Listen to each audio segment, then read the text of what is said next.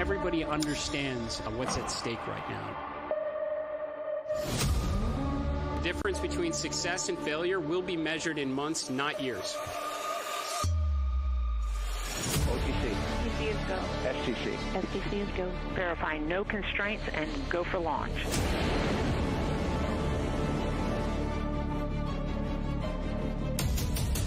We will explore the frontiers of space and push the boundaries of what's possible.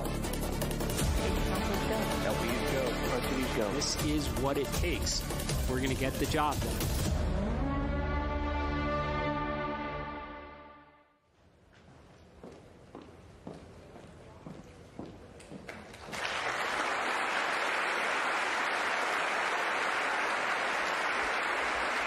Good morning, and welcome to NASA's Johnson Space Center in Houston, Texas. I'm Vanessa White, Director of NASA's Johnson Space Center, and it's my pleasure to be here with you today. We're about to unveil the agency's Artemis III mission and introduce you to the extraordinary crew who will lead humanity's next steps toward the moon. We will have several speakers providing updates on Artemis III mission profile, Artemis acceleration plans, and mission science. Get ready for an inside look at innovation, ambition, and the future of space exploration. Without further ado, please join me in welcoming NASA Administrator Jared Isaacman.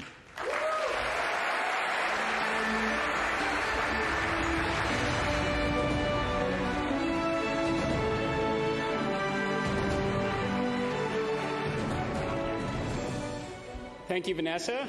I am so grateful to be here with all of you as we discuss the Artemis program and announce the 4 astronauts who will undertake this very exciting mission. I want to take a moment to acknowledge the leadership of President Donald Trump, the incredible bipartisan support from Congress, our international partners, including the European Space Agency Director, General Josef Aschbacher, Italian Consul General Mauro Lorenzi, and the talent across all NASA centers and the most technologically advanced aerospace industry in the world. All of you are contributing meaningfully to this undertaking and helping us achieve what is such a daring and inspiring and world-changing endeavor. We are returning to the moon, a grand adventure back to the lunar surface to build a moon base and to do so for all of its scientific, its economic potential, and to master the skills for where we will inevitably go next. The incredible crew of Artemis II was just the beginning, and they did an absolutely outstanding job. As a test mission, they were the first to launch on the SLS rocket and test the Orion spacecraft. Reed Wiseman, Victor Glover, Christina Koch, and Jeremy Hansen showed us the moon again, and they showed us the Earth again. They helped reinvigorate the world's interest in space exploration.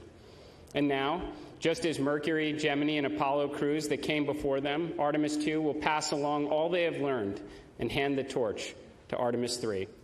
Over the next year, they will train for their mission, ensure the lessons learned from the prior crew are implemented, and assist in the development of the landers and operational procedures that will be necessary for their colleagues on future Artemis missions.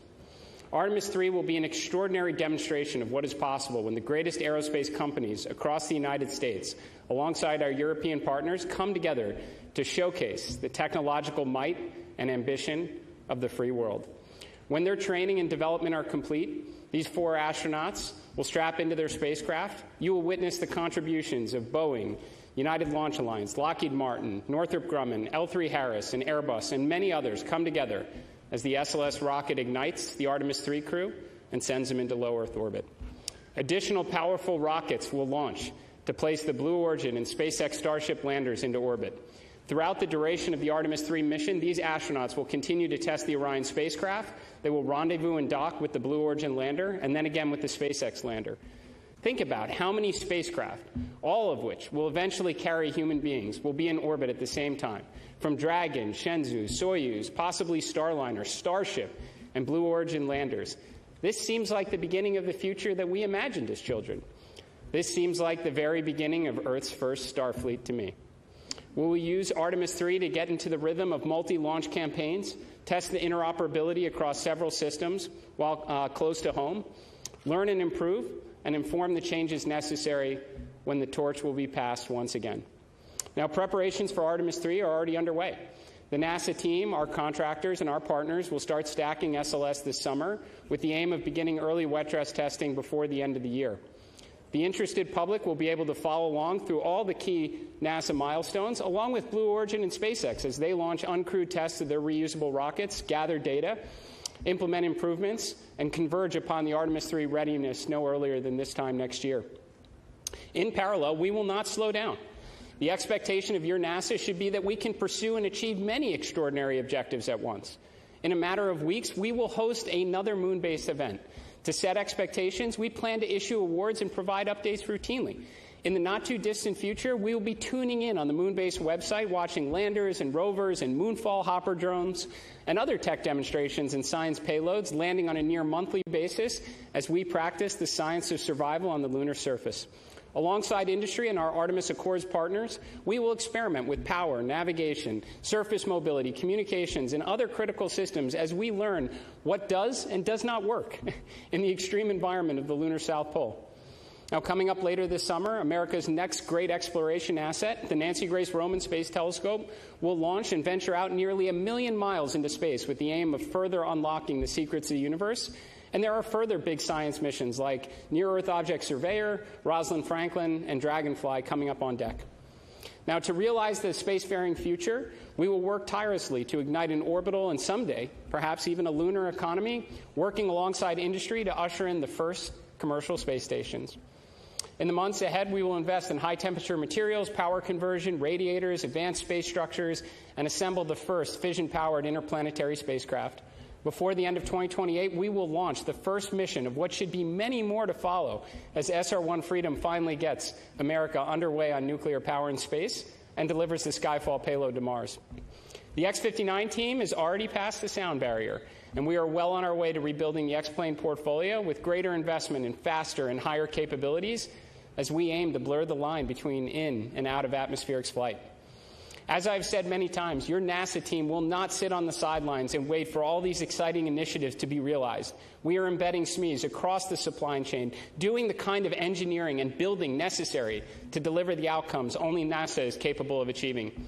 We can do this all while the Artemis III crew prepare for and undertake their important mission, while the rest of the astronaut corps plan for their missions ahead, including the vital work on the International Space Station.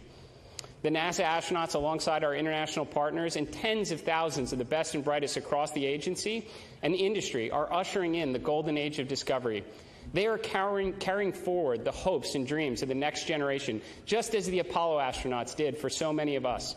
When Gene Cernan left the lunar surface on Apollo 17, he said, "We leave as we came, and God willing, we shall return with peace and hope for all mankind." Now, it's taken a little bit longer than he may have imagined, but we are returning, and we do so with the experience of Apollo, the lessons of Artemis II, the crew now of Artemis III, and the promise of what lies ahead, and our collective effort to build out humanity's first outpost on another world. So to the Artemis III crew, we wish you Godspeed on the journey ahead. You carry the fire of exploration from generations past, the confidence of this agency and the support of this nation, and the dreams of millions who will be cheering you on, knowing that what others believe to be impossible happens to be what we do best here at NASA. So, ladies and gentlemen, welcome to the Artemis generation. And now I'll turn it over to Jeremy Parsons for an Artemis III update.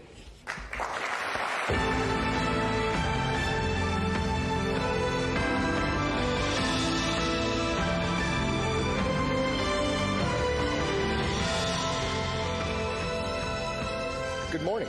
It's great to be here with you and to be part of the excitement as we progress forward towards Artemis III and our future missions to the lunar surface. Since adding the Artemis III test flight before our first crewed moon landing, our team is focused on developing the mission to test about as much as we can how we operate with our commercial partners across systems, teams, software, and hardware in the entirely difficult environment of space. We want to do this in Earth's orbit before we return to the moon and establish an enduring presence there. We demonstrated to the world during Artemis II that we can fly our astronauts around the moon and bring them home safely. The mission gave us insight into performance across all of our systems, how our teams operate together with crew in the deep space environment, thousands of miles from home. That is why we do test flights. We learned. We found things we needed to improve, and our teams are already hard at work solving those issues to make Orion even more capable. Across the Artemis II campaign, one of the biggest things we demonstrated is that testing like we fly puts us in the best position for success. Artemis III is an opportunity to take those lessons and apply them. It enables us to test in space how we will fly on future missions. As the first crewed Artemis mission with commercial spacecraft, this test flight will enable us to prove we can carry out highly choreographed operations with our partners across hardware, interfaces, software, propulsion systems, and life support elements, with crew in the high-stakes space environment. Are we able to launch in sequence with our partners across multiple launch pads and meet up at precise points in space? How do our spacecraft designed and built across NASA and different partners operate together in an integrated way in an unforgiving environment? We will learn how to fly these new spacecraft with new software, new life support systems. Every aspect of Artemis III will give us insight into how to refine our plans for Artemis IV and beyond and buy down risk. The mission, together with the uncrewed lander demonstrations to the moon, is specifically designed and targeted to the most significant risk for a lunar landing. We have many partners involved in making Artemis III successful, and while we recognize there are questions about how Blue Origin's recent anomaly impacts our plans, setbacks are a learning opportunity. We are confident that New Glenn will be ready for Artemis III, together with Blue Origin, but NASA is stepping in and bringing all of our expertise and capabilities to bear. We are working hand in hand with them to meet our commitments to return our nation to the moon. Let me assure you, NASA is taking an active role with all of our partners, contractors, and vendors to help solve the problems that are here today and ensure the right outcomes are achieved. These companies have unparalleled access not only to our agency experts, but also to our test facilities, launch support, technology development at all of the NASA centers across the country. Fundamentally, our approach to Artemis III will remain the same. We will use this mission to reduce risk for our future crewed moon missions with lander test articles from both Blue Origin and SpaceX to ensure we will beat China back to the moon. So we've talked about accelerating the Artemis cadence, and so I wanted to share with you a little about how the pieces of Artemis III are coming together. Our partners are making great progress in lander development. SpaceX's recent flight of its version 3 Starship demonstrated key aspects of their architecture and lander designs, and they are already applying those lessons to their next flight test. Blue Origin's Mark I lander recently completed vacuum testing here at Johnson Space Center. We have a training cabin that's been set up. Astronauts are actively working through that training. The Orion Crew Module and its European-built service module are on track to be integrated together this summer, including the new docking system, which will fly for the first time on Artemis III. Our improved heat shield has been fully inspected and is ready to be installed.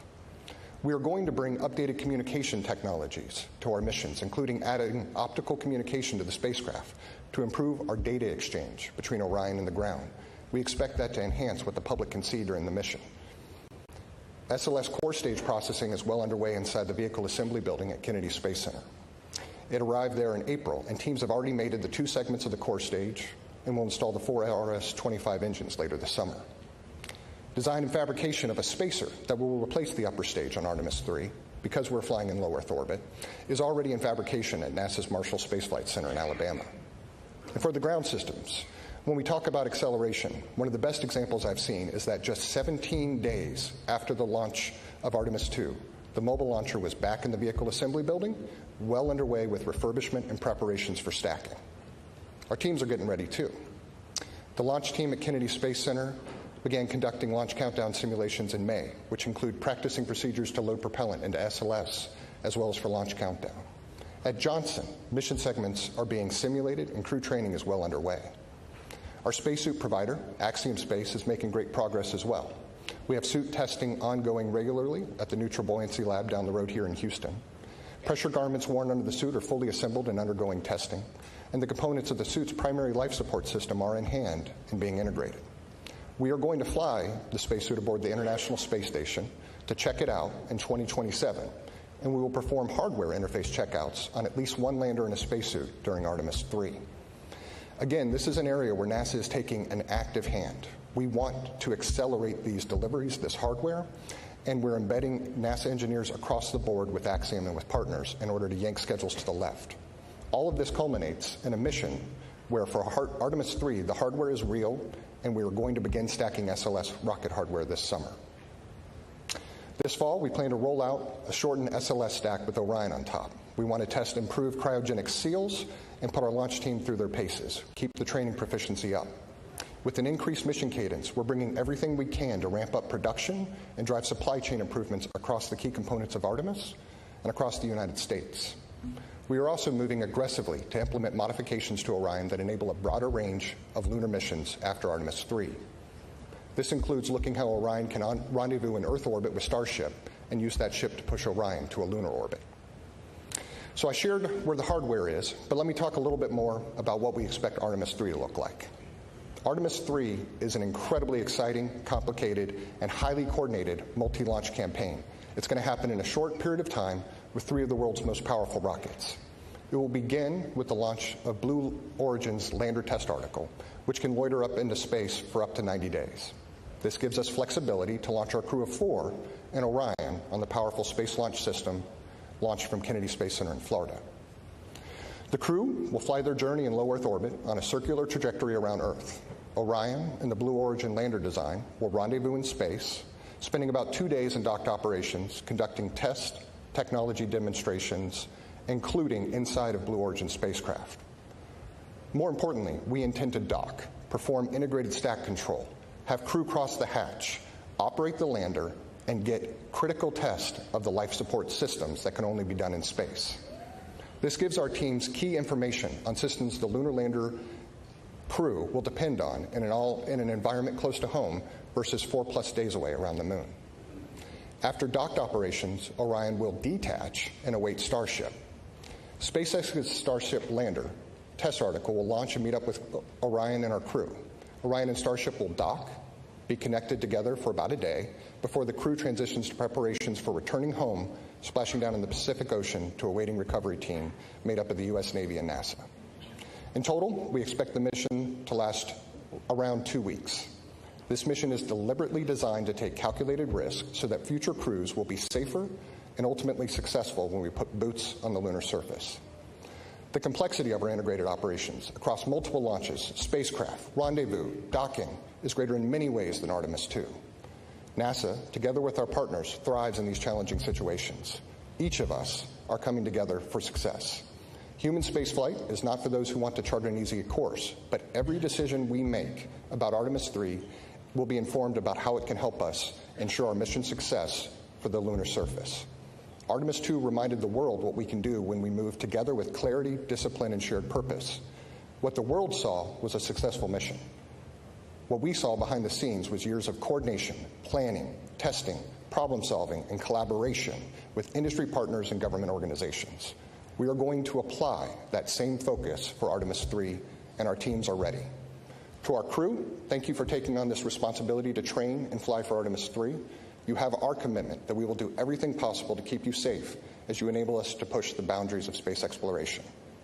I'll now turn things over to John Caloris of Blue Origin.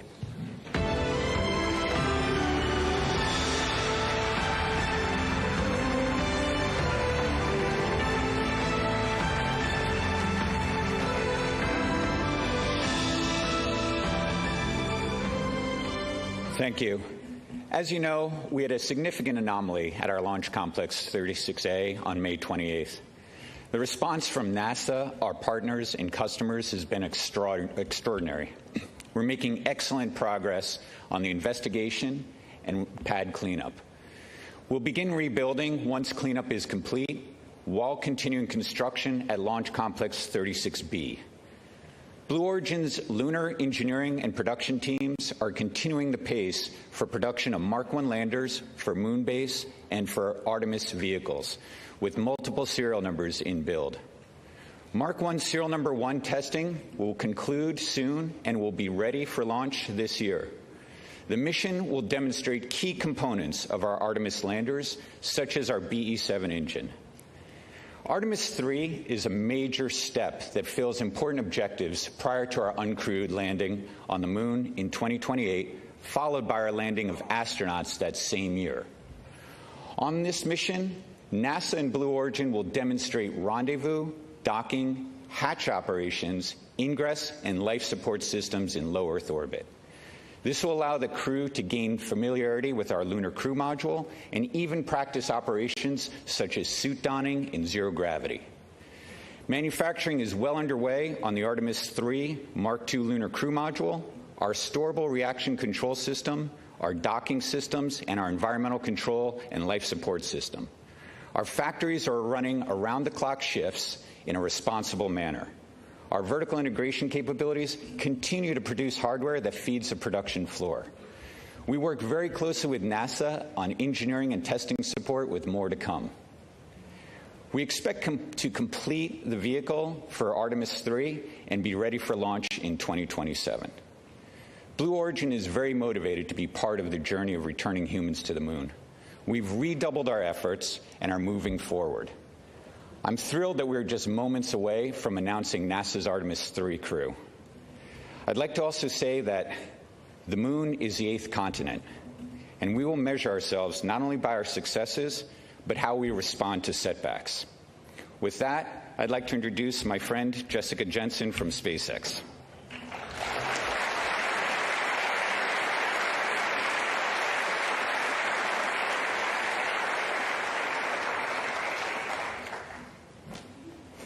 Good morning, everyone.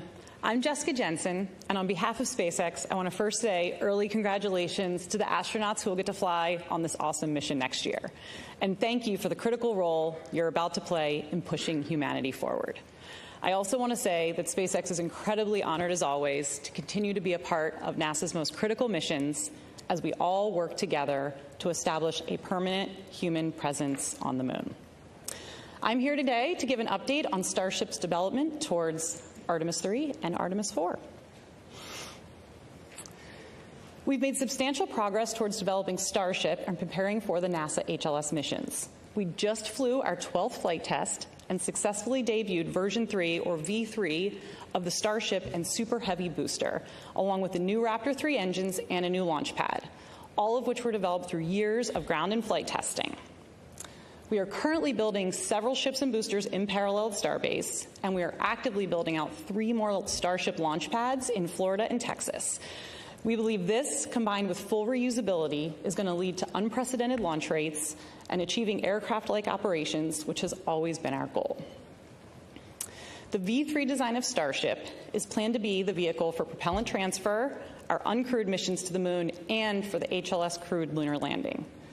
Our HLS design and operations leverage years of proven experience from our NASA crew and cargo missions to the space station, from our high flight rate on Falcon 9, which is currently once every 2.5 days, and from reusability of Falcon fairings and boosters. Additionally, the docking hardware we're using for HLS is nearly identical to what we use currently on Dragon, and many of the rendezvous and proximity sensors that we're going to use for prop transfer and HLS have been flying on Dragon missions for many years.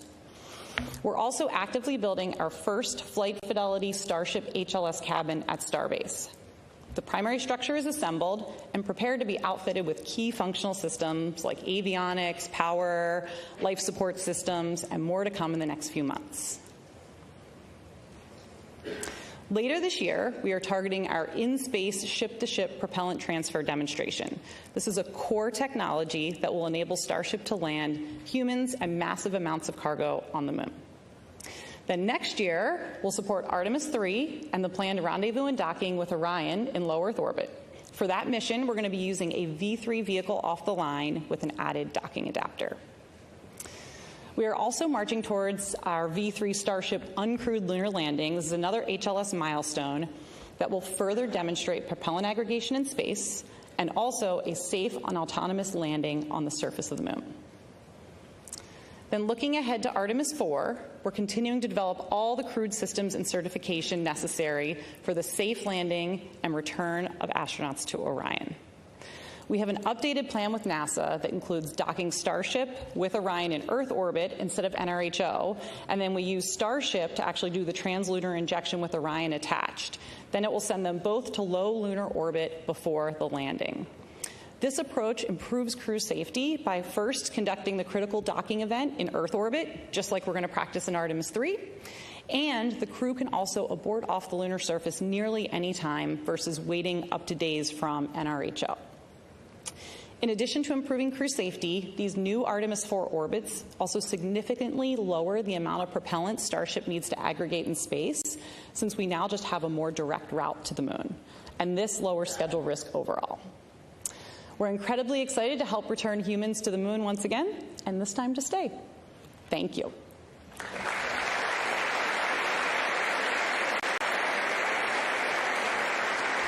And now, I will turn it over to Dr. Nikki Fox, head of NASA Science, and she is going to talk about Artemis III science.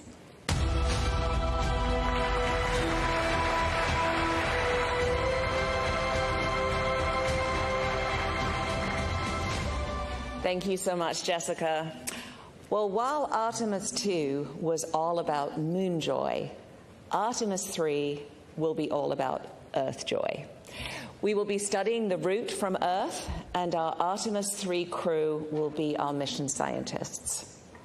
Since Artemis III is a technical mission, the science we will be doing will look just a little bit different. We will study Earth's atmosphere, the environment around Orion during the mission, and the impact of space's influence within the Orion capsule. We're going to use this flight to buy down our risk for landed missions by developing our science processes, procedures, and readiness specifically for Orion to ensure the health and safety of our astronauts and spacecraft for our future Artemis missions. And the best way to do it is by taking real data that is uniquely enabled by this mission. For this technical and complex mission, we will focus on how we can better work with the unique Orion capsule and test and establish the necessary groundwork prior to landing on the mission with Artemis IV.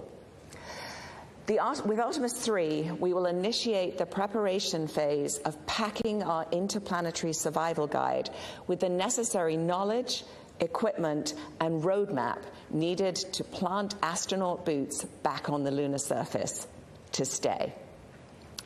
Think of it this way. If you're going on a road trip, you need to know before you go, ahead of time, and prepare with a game plan, not just for your destination, but for driving through all of the states in between. Weather. Will there be bad weather? Is your car ready for the trip? What do you need to pack for maximum comfort? And most importantly, will it all actually fit into the car? Leading SMD's Artemis III science team is Dr. Barbara Cohen. Barbara's team will be gathering the necessary information now so we can be ready for Artemis IV to begin that sustained presence on the lunar surface. Now, I know you all saw the joy of the science team during Artemis II. During Artemis III, we are continuing that great work to build up our scientist corps who will support future Artemis missions. By nailing down our processes now, we will be ready to hit the lunar surface running, saving time and space on Orion, and above all, squeezing out every drop of the critical science opportunities we have before us to make future missions a success. They will be collecting unique science that cannot be done elsewhere. Now, one way we'll be doing this is we'll be doing an observation campaign of the dynamic phenomena on the Earth, on our sun, and around the environment in space from Orion by using the processes that we developed for Artemis II. Having the Artemis III crew observe the Earth will be another great exercise for our teams to help guide the observations in a similar way on the Moon. These methods were adapted from the crew Earth observations proven already aboard the International Space Station. We will be focused particularly on understanding our Earth's atmosphere and the space environment in and around Orion through their observations. By observing Earth's atmosphere and how space weather impacts it, we can better understand how to protect the critical space-based technology there and all of that we rely on, as well as our future astronaut crews traveling through that region. To better predict how the sun will impact our atmosphere and also Orion, we have to not only look at our closest star, but we also have to look back at the Earth's atmosphere itself. Although the astronauts are not leaving the protective jacket of Earth's magnetosphere during this mission, future Artemis crews traveling to and exploring on the Moon and Mars will operate well outside Earth's magnetosphere and will be exposed to the harshest elements of deep space, including radiation.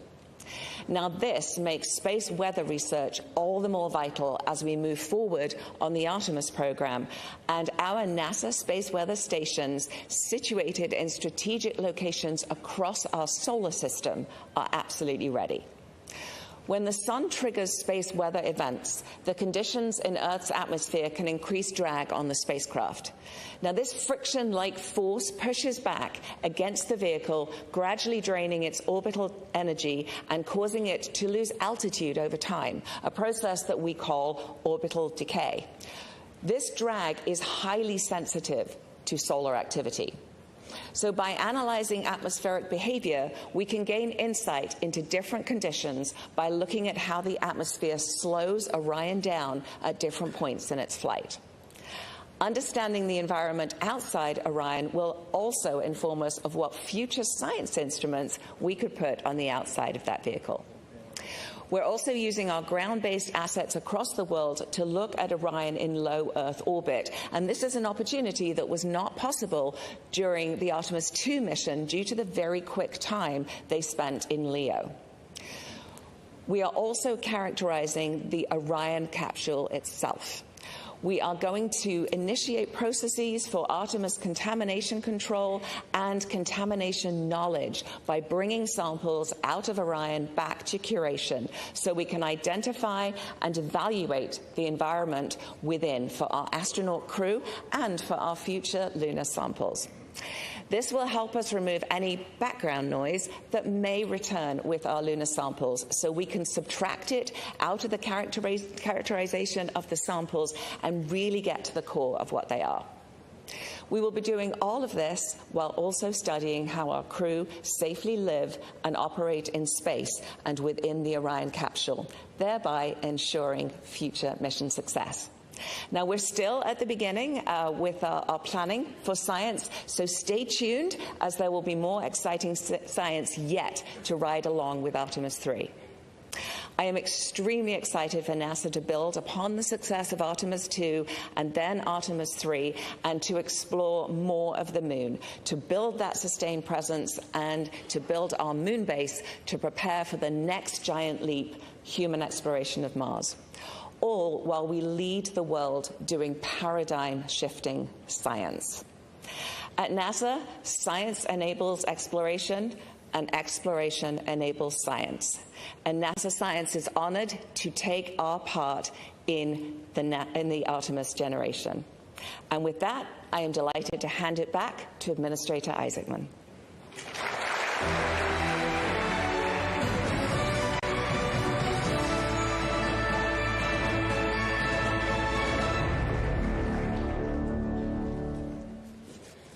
Okay. So you want to find out who the astronauts are? All right.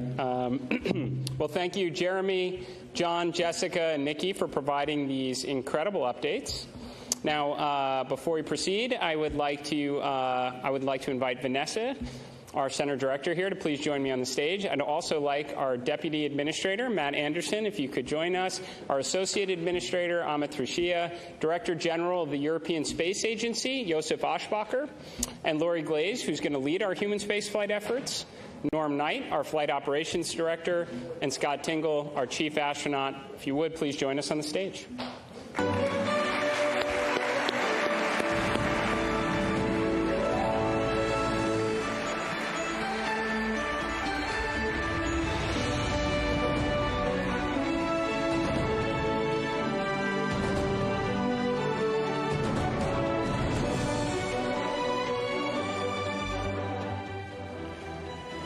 Now, alongside the prime crew, we have a backup crew member who will train shoulder to shoulder with them to ensure mission readiness and continuity.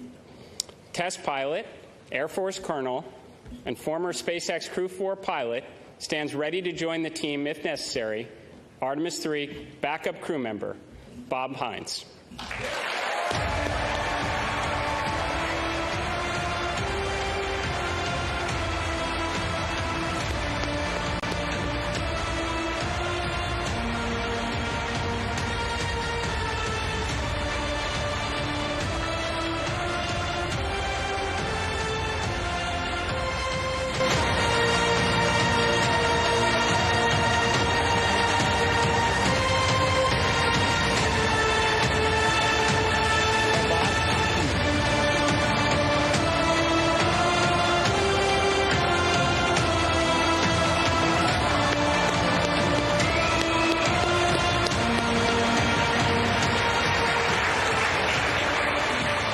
Now, Bob has logged 170 days in space across 2 ISS expeditions and can step into any role needed on this mission. Now, moving on to our mission specialist for Artemis III, test engineer and Coast Guard Reserve Commander, making his first space flight, mission specialist Andre Douglas.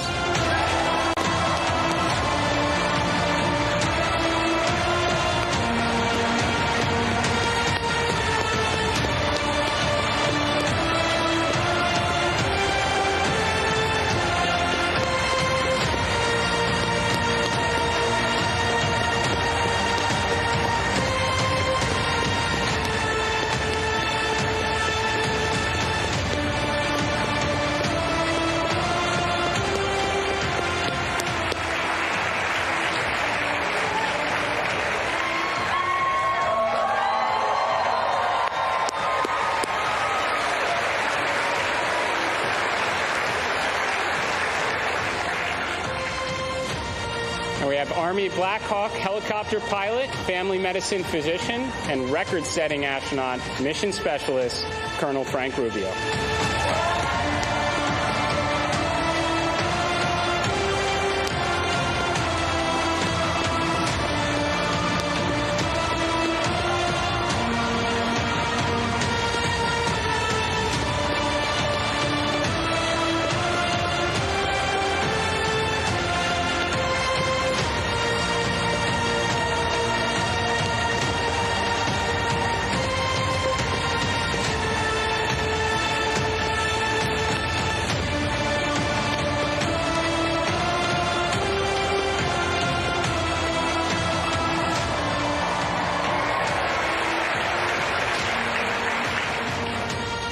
Now on to our pilot, 2-time flyer, ESA astronaut, the first Italian space station commander, an Italian Air Force colonel and test pilot, Luca Parmitano.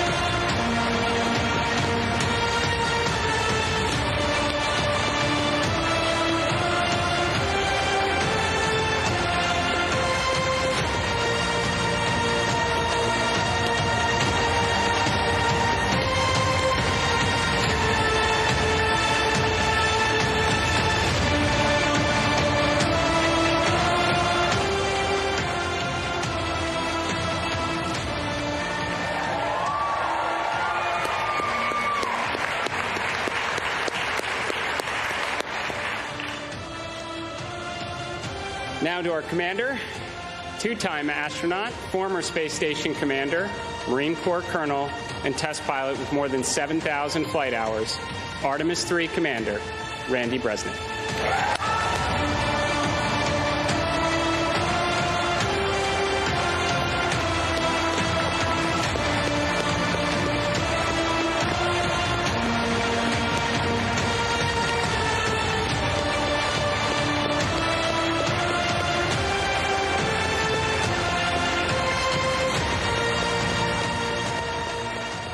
Well, there they are, the 4 crew and the backup crew member. Watching this news conference has been Libby Jackson, head of space at the Science Museum. Libby, let me bring you in. Just give me your first instincts, your snapshot, having heard details about this mission. How excited are you?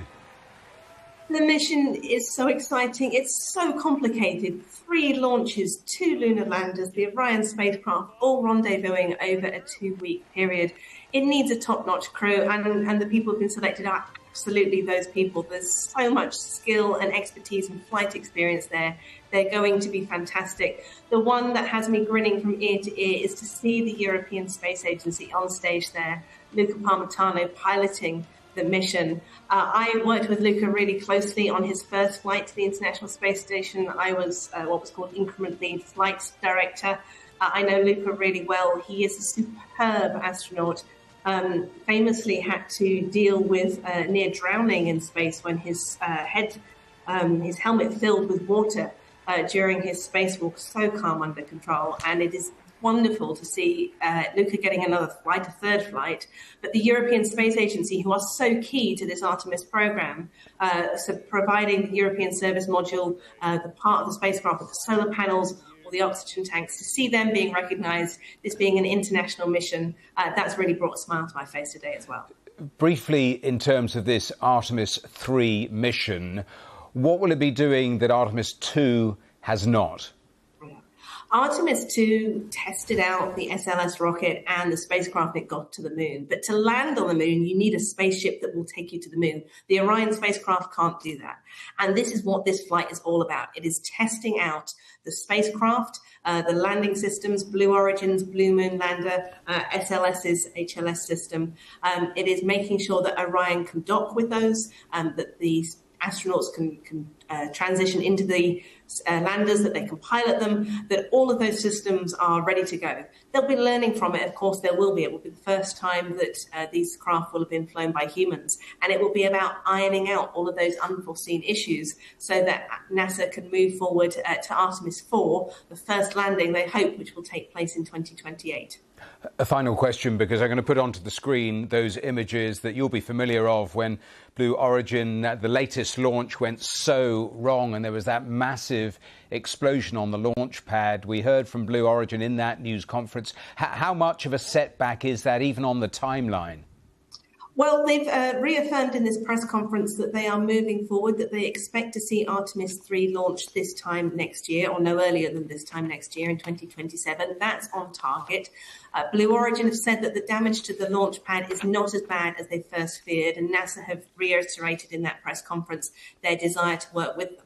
They are looking at alternative launch vehicles to get that lander into space. And so it does appear that everybody is working round the clock to find ways to stick to the schedule and to learn from that accident. There will have been reasons why it happened, and to move forward and to keep the Artemis program as much on course as they possibly can.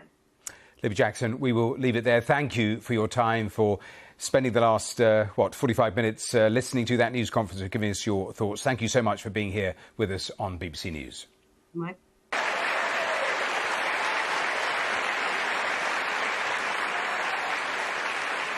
Wow. What an amazing day it is today. My brain, it is going a mile a minute right now, but my heart, it is so warm. It is so full. And I can't thank everybody who's been along with my journey, but I got a few tonight I got to give a shout out to. So, Mom, thank you so much for believing in me. This whole time, all these years, you prayed for me, you thought about me, and I always appreciate that. And Dad, that work ethic that you showed, I was trying to emulate you.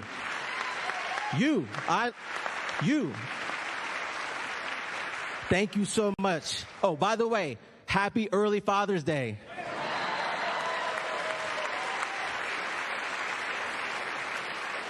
And to Rachel, my lovely wife, thank you, babe. The support you've given is unwavering. It has been a lot. What a journey. I'm so glad you're on this journey with us. It's just amazing. You're amazing. Couldn't have done it without you. I love you so much.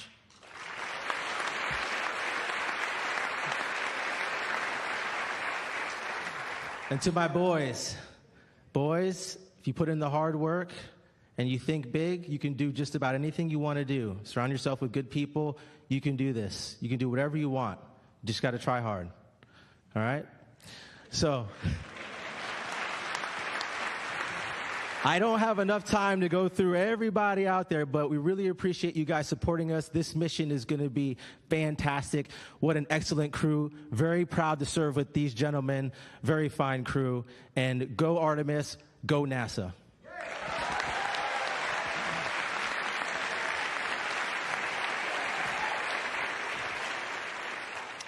Thanks, Trey. Well said. And wow is the right word. What an incredible blessing and an honor it is to be standing here representing all of you. And I'd just like to take a quick second to say thank you, first and foremost, to my wife and our 4 amazing kids. Thank you for your sense of adventure and your resiliency. You guys have made all of this possible. To our...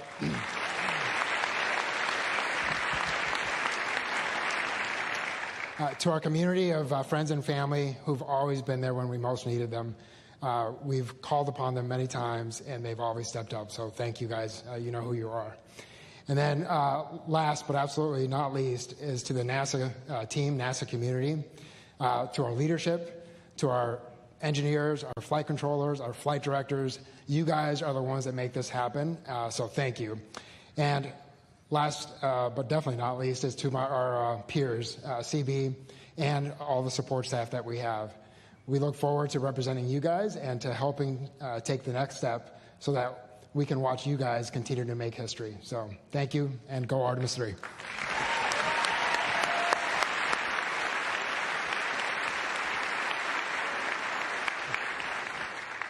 I apologize in advance if I get emotional. I'm honored by the role that I've been given. I'm also very humbled by the task in front of us. But first and foremost, I'm grateful. There are many parts that need to come together for a space launch.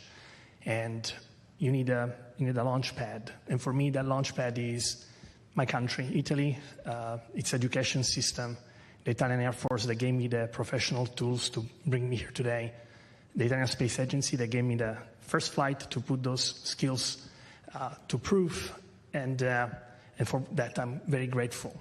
The European Space Agency is like a launch tower, connecting these two worlds, building bridges. Its very nature is to build relationships and building bridges, connections, and to elevate individuals to achieve their full potential.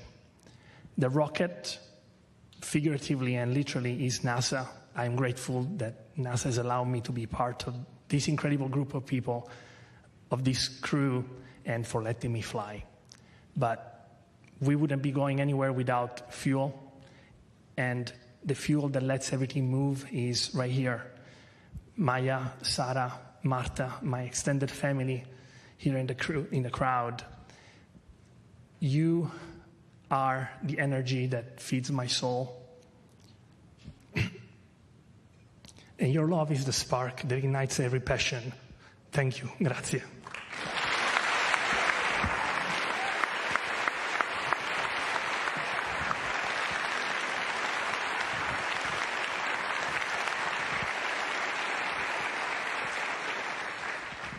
I'll echo the amazing words of my colleagues. Wow. It is an honor and a blessing to be a part of such a stellar crew. I must also say thanks to our spouses and our families. Without their support and sacrifice, we would not be standing up here before you right now. To my wife, Rebecca, your love of my life, my rock, thank you. And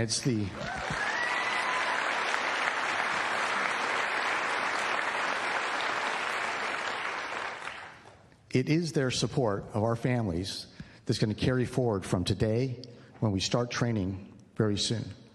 Carry us all the way to when we launch off Earth until we are returned to them safely after splashdown back here on planet Earth. Would also like to thank the Astronaut Office leadership, Flight Operations Directorate, and the NASA Johnson Space Center leadership for the opportunity to represent the astronaut corps and every single person in NASA ESA, our industry partners, our international partners, whose blood, sweat, and tears, okay, hopefully not blood, and very few tears, but their collective effort will lift all of us up on that SLS rocket when we hit launch day and carry us through the mission.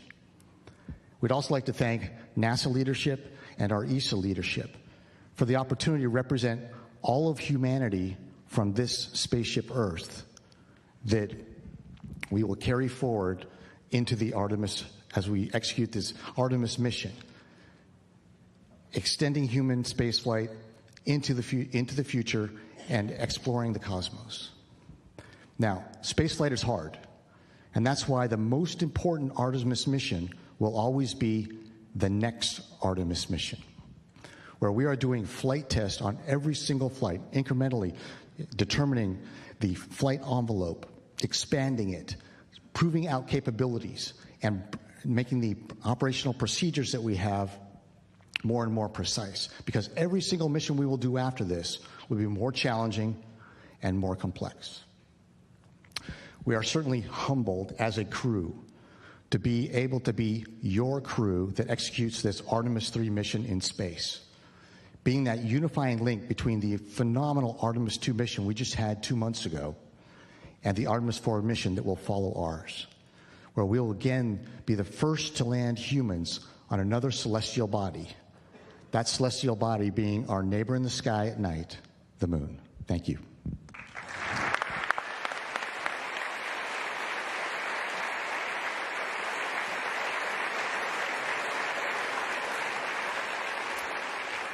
In the words of the crew, wow. That was truly special. Thank you, Artemis III crew.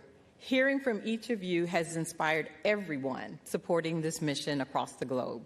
We're all in. This mission is going to captivate the world and bring us Earth joy.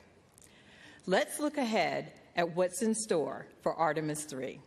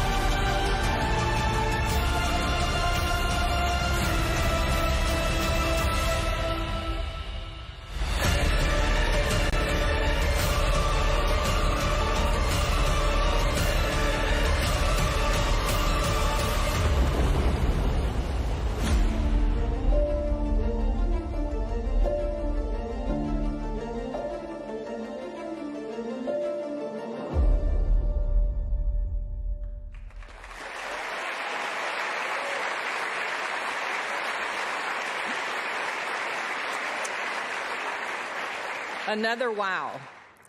Artemis brings us together, uniting partners from around the world in pursuit of a common goal. With that spirit of global collaboration, I would now like to invite ESA Director General Josef Aschbacher back on stage for a few remarks.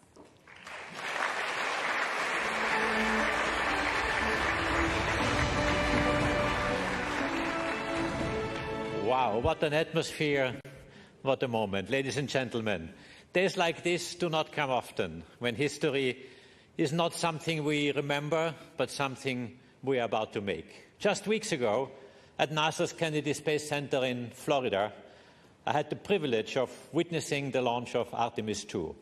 It was an unforgettable moment. Artemis III will be a different mission, but no less remarkable.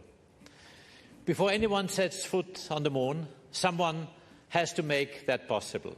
That responsibility now rests first and foremost with NASA, but also with the crew we are honoring today. The crew will test what has never been tested at this level. You will take a system of extraordinary complexity and make it work as one. In many ways, you are unlocking the lunar landing itself. And for us at ESA, there is real pride in knowing that alongside the NASA commander, a European astronaut will also be at the controls of this mission. ESA and NASA do more than cooperate. We build dreams and spacecraft together. The European Service Module carries Orion forward into orbit to the moon. Shared ambition made tangible in hardware. And on Artemis III, our partnership is in the capsule as well. It's Luca, a test pilot by training with 2 missions to space, a commander of the International Space Station. He has seen spaceflight from every angle that matters. Colonel in the Italian Air Force, combat ready, qualified, highly decorated, a proud father of 2 daughters. And he has been tested. During a spacewalk early in his career, his helmet began to fill with water, a dangerous situation by any standard. He handled it with calm and clarity and brought himself back safely. That tells you more about an astronaut than any CV ever could. Luca is precise, composed, and determined. Yes, I'm sure he brings a touch of Italian ease to the cockpit. He is exactly the right person for this role, and he is ready. At ESA, we are ready as well. Our 23 member states are aligning to step up in exploration, because when you choose to be part of something as ambitious as Artemis, you contribute. That is what we do, what we will continue to do. But today is not about programs. It is about people, those who once went to the moon and those now preparing to return. To Jared, to NASA, to the United States of America, thank you for your leadership and thank you for your partnership. To the crew of Artemis III, you carry something important for all of us. And to our ESA crew member, we could not have wished for a better pilot. Caro Luca, siamo orgogliosi di te. Buon volo. Thank you all.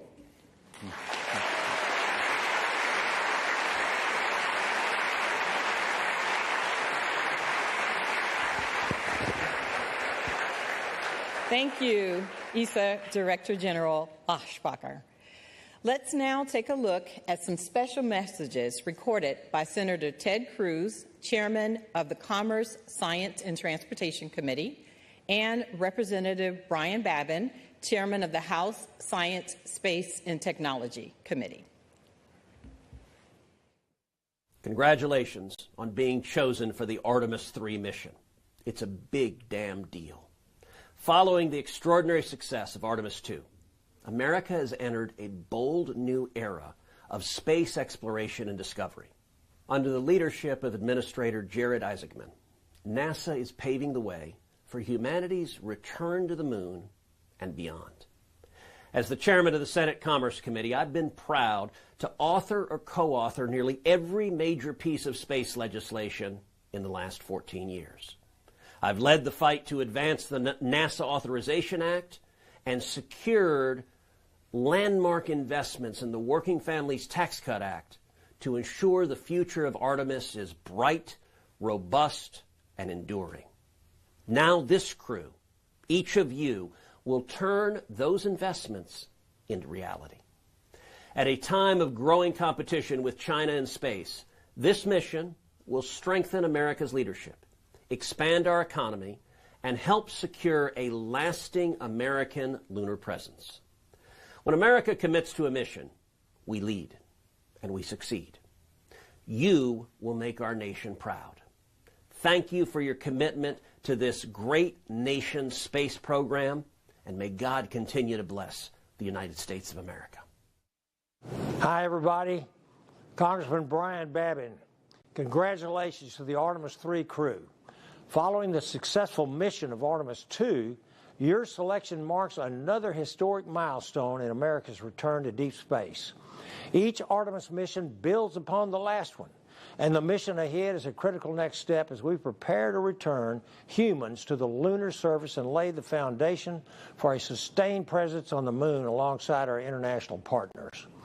You're carrying forward a very proud tradition of exploration that stretches from Mercury on to Apollo and now to Artemis. Through your dedication, courage, and service, you will help open a new chapter in humanity's journey beyond Earth. As you begin preparing for this mission, please know that you have the support of the American people. We will be praying for your training, for your families, and for your success in the months ahead. I am deeply honored to play a small part in supporting America's space program. I'm very proud of each of you for answering the call to explore.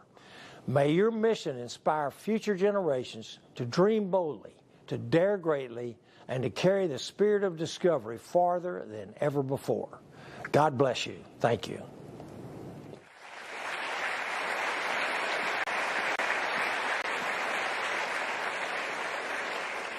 The story of human space exploration continues to inspire, and the momentum carries forward as the spotlight turns to the remarkable crew assembled here today. Randy, Luca, Frank, and Andre, we have a special group of people who would like to share some words with each of you. Joining us now, we have some of the Artemis II crew. Please help me in welcoming Reed, Victor, and Christina.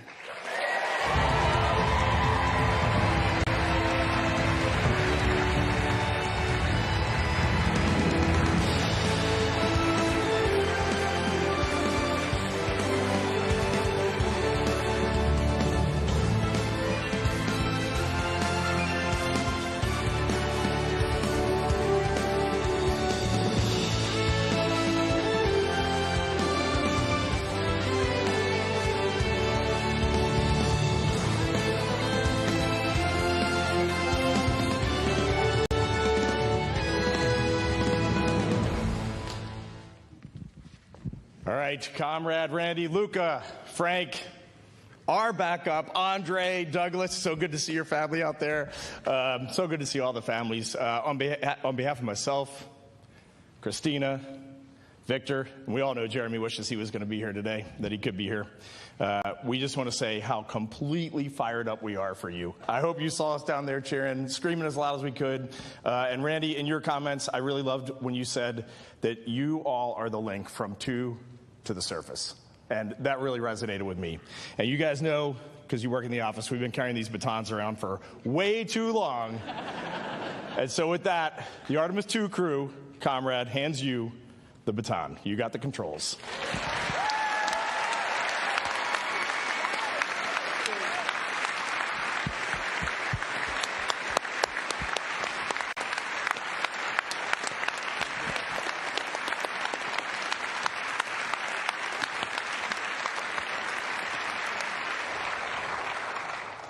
I know all of us are very touched by the thoughtful symbolism of the passing of the baton. But I think now, after your mission, you're passing us something far greater. The world watched your mission. And over the course of those 10 days, we saw how you inspired people worldwide. You saw how something was ignited within people. It was ignited within all of us by watching your mission. While this may look like just a baton, right now it's in my hand, it feels like this big flaming, Olympic torch that you, Reed, Christina, Victor, and Jeremy lit. And the world was entranced by its flame for the 10 days of the mission. We, the Artemis III crew, are honored to be able to carry this torch forward, to be able to execute our mission, to make that flame burn brighter and pass it on.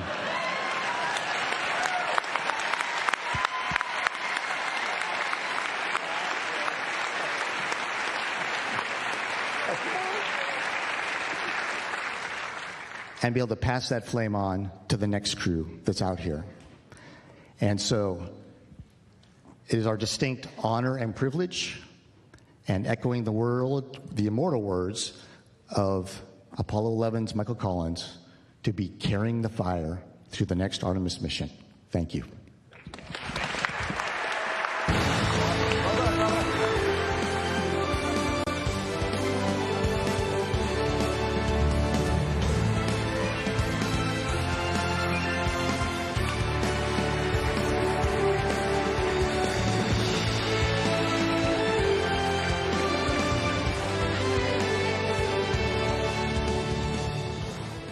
What an incredible moment. As we wrap up today's announcement, I'd like to thank our amazing speakers and our esteemed guests, and most of all, our Artemis III crew, Randy, Luca, Frank, and Andre.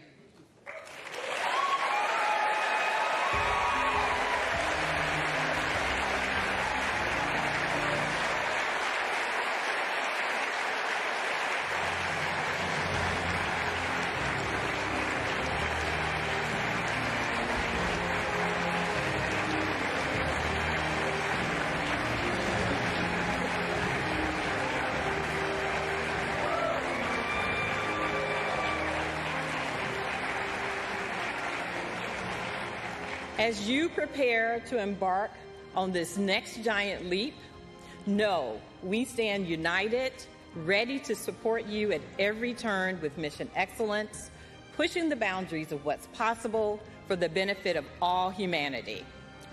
Let's give one final round of applause for our crew.